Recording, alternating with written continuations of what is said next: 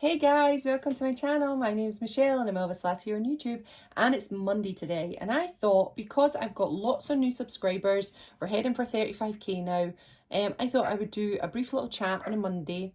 Excuse the dogs. That'll actually, let me tell you, because we're reaching 35k, we've got lots of new subscribers. Let me tell you a little bit about myself. That's my dog barking in the background. I have a dog called Fudge. I have two children called Eddie and Garen. And yes, Garen is named after Jesse Garen, Elvis's twin brother that Gladys lost at birth. I always wanted to have some sort of tribute with my children. My firstborn, it was named after my husband's father. And my secondborn, it was the only name that we could ever think of, was Garen. So, and he looks like a Garen. He's totally a Garen. Yeah, I'm also a full-time carer for my mum, and she has dementia. She had early onset dementia about 7 years ago. So I think it's about 7-8 years we're in now, and it's picking up rapid pace now. So my mum has no mobility. She doesn't talk often, and she can't move. She has to have help with feeding. She has to have help with everything in day-to-day life, but she's still there. The twinkle is still there. And if you do, so for example, if you're helping her with the toilet and you pull her around a little bit too roughly, she will tell you. So she's definitely still there, but she's not the same as she once was, but it's a new version of her, and she's still precious and beautiful. So I care for my mum every single day, and I do about 5 to 6 hours every day with my mum. And then I go back and see her again, and I deal with her shopping, all her care.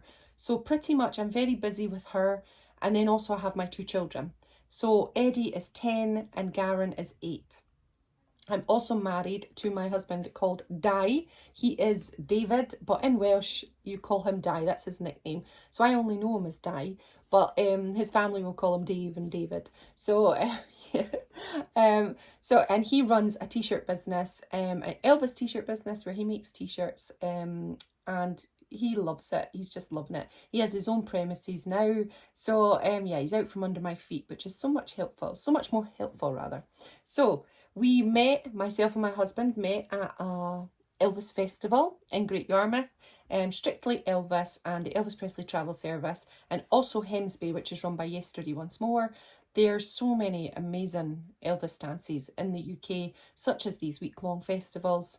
They do not have Elvis impersonators. They have bands like 50s bands, 60s bands, and then they'll have Elvis music the whole night long.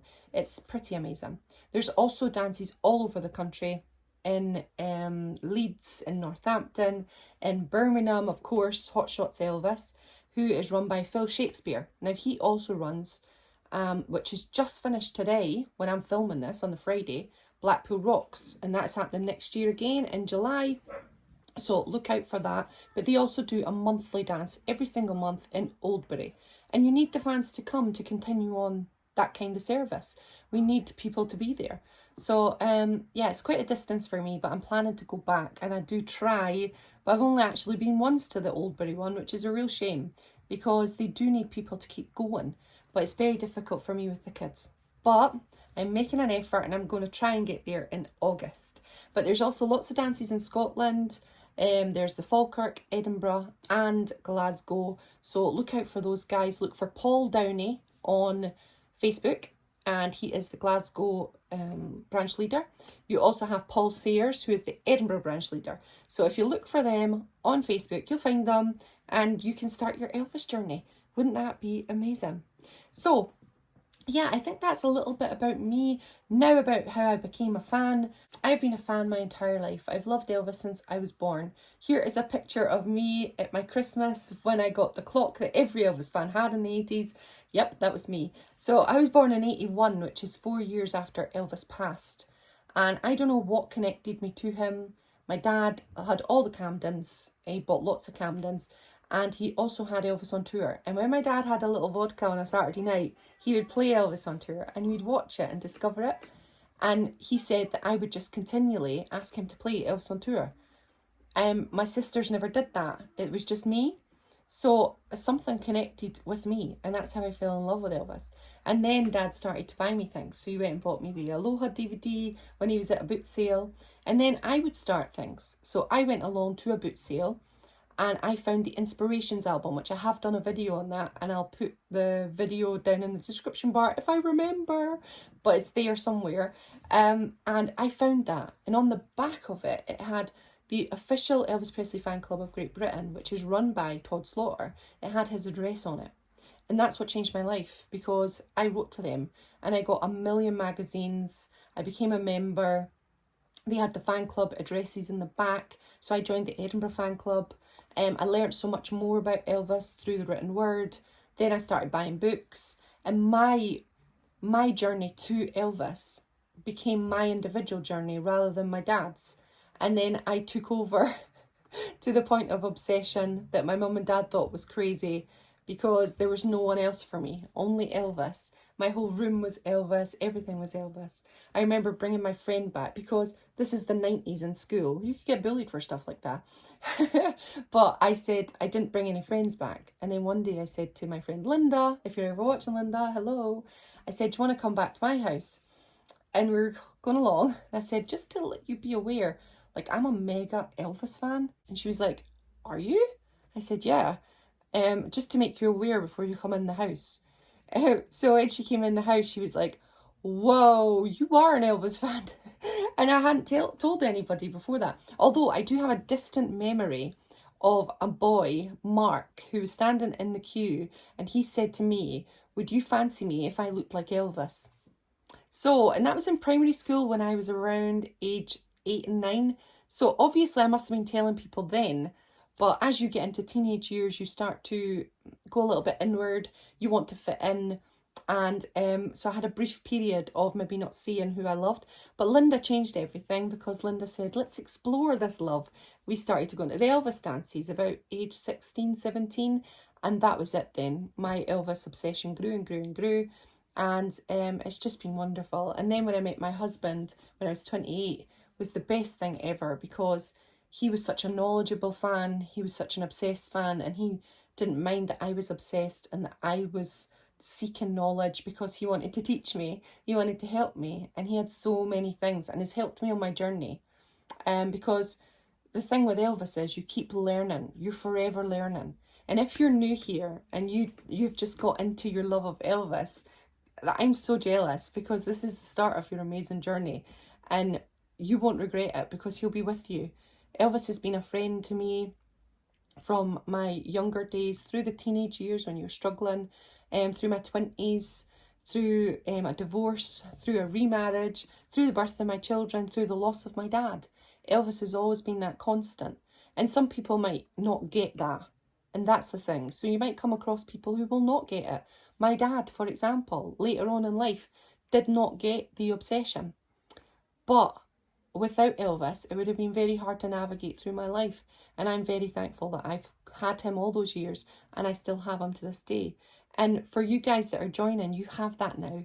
You have that guiding hand, that guiding love. And that's an amazing thing. And no one is ever going to ever understand what it's like to be a fan of somebody until you are an obsessive fan of someone. In my English essay, I did my love of Elvis, and I got an A, by the way. But at the end, the teacher came to me and said, I'm so jealous. I wish I had your obsession and your passion. And I didn't understand what she was saying. But now, as an older person, well, I'm 41 now, I understand what she meant, because it is a passion that it's lovely to have something that you obsess over, that you think about, and it keeps you grounded. It keeps you from going crazy sometimes if you've got worries or issues. Elvis is always there as a constant. And therefore, we then are thriving to protect him. And we do have quite a fanatical fan base of people who really want to protect Elvis. And so if you're new fans, you will find that the fans are very, very involved, very much in love with Elvis. And that passion comes out in so many different ways. So, yeah, just be aware of that happens. But you are on the start of a beautiful journey. Always ask questions, find out from different fans, and I'm hoping that all fans will make all the newbies feel really welcome and help them along the way in finding out about the most beautiful, precious person that ever lived. So yeah, thanks so much for joining me on this one. It's been 10 minutes of chat. I just wanted to share a little thing about me, where I am, who I am, why it might take me a little bit longer to get back to comments as well. And this was in recommendation from Biff, who is another amazing friend that I've met through YouTube, who just said to me, do you know when you can't get on to maybe comment back, some people might wonder, well, where is she? Why is she not coming back to me? And I can understand that because I've commented on videos and you don't get a reply and you think, well, geez, I've just like took time out of my day to watch your video and comment and you don't reply to me. And it can be frustrating. So I wanted to put it out there, the reason why I might be slow, the reason why I might be a little bit lax, or maybe why I might miss the occasional one, or I might miss regular ones, because life gets in the way, especially if how my mum is. My son Garen had COVID the other day. There's no way I could reply to anybody because we were just snuggling on the sofa, and my priority has to be my children. So yes, if I don't get back to you right away, you know it's because something's happened in the day, but I really try to.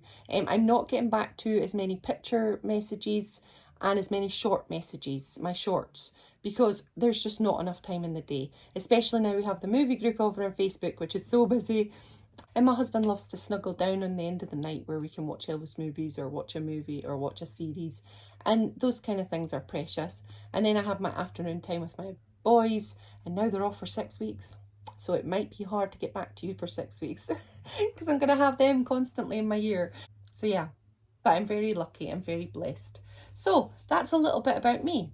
Please put down in the comments below a little bit about you so I can read all of them. I might not reply to these ones because I'll just be reading them. I will love them. But yeah, tell me all about you. Are you new here? Have you been here for a while? Do you not comment that much, but you're going to comment today? All of those good things. Put down in the comments below. And sorry for being such a long, rambly one, but I thought it would be nice just to have a general chit chat. Alright, so thanks very much for joining me. Take care of yourself and have the bestest day ever, and TCB. Bye everyone.